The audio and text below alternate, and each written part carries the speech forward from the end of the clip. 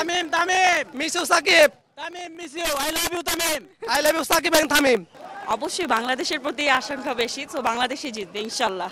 না না, ঢোকার সময় কোনো প্রবলেম হয় না, আমরা অনলাইনে টিকিট কেটে আসছি, মোবাইল দেখাইছি, মোবাইল দিয়ে স্ক্যান করছে, ইজি হয়ে গেছে। না কোনো প্রবলেম মনে হয় না, একদম ইজি, একদম ইজি।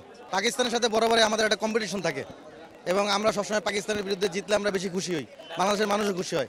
ইনশাল্লাহ আশা করি আমরা সিরিজ জিতবো। সিরিজ জয় হয়ে গেছে, আজকে আমরা হোয়াইট হাউস করবো ইনশাল্লাহ। পুরো টুর্নামেন্টে যদি বলেন তাহলে আমি বলবো যে জাকের আলী, তারপরে বোলিং দিক দিয়ে মুস্তাফিজ আউটস্ট্যান্ডিং। এটা আমি বলবো ইমপ্রুভ তো নাইম শেখ, তার একটু ইমপ্রুভ হওয়া দরকার। আর নাইম শেখের জায়গায় আমি মনে করি তানজিদ হাসান তামিমরে আবার চান্স দেওয়া দরকার। আমার হৃদয় ভাইকে অনেক বেশি ভালো লাগে এন্ড তানজিম সাকিবের বোলিংগুলো ভালো লাগে। হৃদয় ভাইয়ের ব্যাটিং আমি খুব এনজয় করি, ওনার ছক্কাগুলো বেশি ভালো লাগে। না আমি টি20তে সেকেন্ড টাইম, বিপিএল এর সময় আরো 3বার আসছিলাম। আজকের ম্যাচটা আমি অনেক বেশি এক্সাইটেড, বাংলাদেশ অলরেডি 2টা ম্যাচ জিতে গেছে, আজকে ওরা ট্রফি নেবে এটা দেখার জন্যই আসছি। ওইগুলো আসলে একেবারেই দেখি নাই, আমার এখন এক্সাম চলতেছে, তো এক্সাম মানে বাদ দিয়ে দেখা আসে, বাদ দিয়ে না অ্যাকচুয়ালি ওই ইয়ার থেকে দেখতে আসছি। আসসালামু আলাইকুম। জি ভাইয়া, আমি আসছি আজকে ধানমন্ডি থেকে, ধানমন্ডি কলাবাগান থেকে। আশা নিয়ে আসছি বাংলাদেশ দেখার জন্য পাকিস্তানকে, দেখা যাক কতটুকু করতে সম্ভব। তাও হারলেও আজকে সমস্যা নাই, কারণ আমরা সিরিজ জিততে পেরেছি। আশা করি আজকের ম্যাচটাও জিততে পারবো, এই আশা নিয়ে আসছি।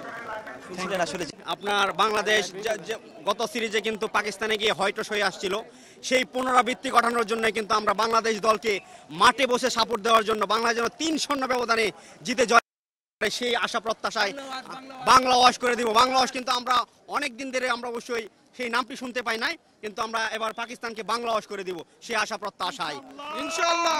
খেলার আমি অত্যন্ত সন্তুষ্ট যে সিকিউরিটির ব্যাপারে আমরা অত্যন্ত কনসার্ন, এবং এইটা নিয়ে যে খুব সুন্দর ব্যবস্থাপনা, এই ব্যাপারে আমি খুবই সন্তুষ্ট। কিন্তু আসার আগে আমি খুব ভালোভাবে টিকেটের মধ্যে ইনস্ট্রাকশনটা খুব ভালোভাবে আমি পড়ে এসেছি।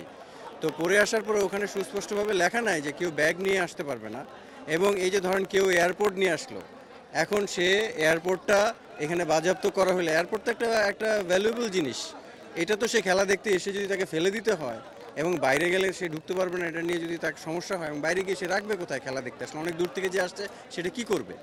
তো এই ধরনের ইনস্ট্রাকশনগুলো যদি সুস্পষ্টভাবে প্রতি খেলার আগে না দেওয়া হয় তাহলে কি হচ্ছে? তাহলে মানুষের অযথা হয়রানি হচ্ছে। এই যে ক্রিকেটের প্রতি আগ্রহ, সেই আগ্রহটা কিন্তু ভাটা পড়ে।